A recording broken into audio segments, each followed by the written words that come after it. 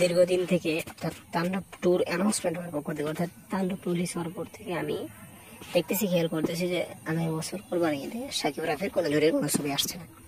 এটা একদম রিউমার। আগামী কোরবানি ঈদে রাফির সাথে আসছে এবং সেটা তুফান 2, বুঝছেন?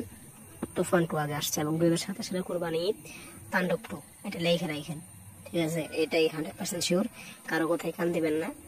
আগামী বছর সাকিব রাফি জুটি চতুর্থ ছবি হইতো, হ্যাঁ চতুর্থ ছবি, কারণ তৃতীয় ছবি ডিসেম্বর মাসে আসার কথা, আর না হলে ওইটাতে হবে তৃতীয় ছবি। যদি আসে তাহলে ভালোই। এছাড়াও আর্মি যে একটি ছবি করবে, এটা নিয়ে এখন আলোচনা একটু বেশি করবো, ঠিক আছে? ওইটা তো আসতেছে এখন, ওটা নিয়ে প্রচুর আলোচনা হবে। তো মনে হয় মাঝখানে আগামী 26শে জুলাই বা 27 এই দিকে আগুন মুভিটা মুক্তি দেওয়া দরকার, মানে এটা পরবর্তীতে এক সময় ঝামেলা করবো, ঠিক আছে? আমার এটা মনে হয়। তো যাই হোক, তুফান 2 আসছে সর্বপ্রথমে। Thank you.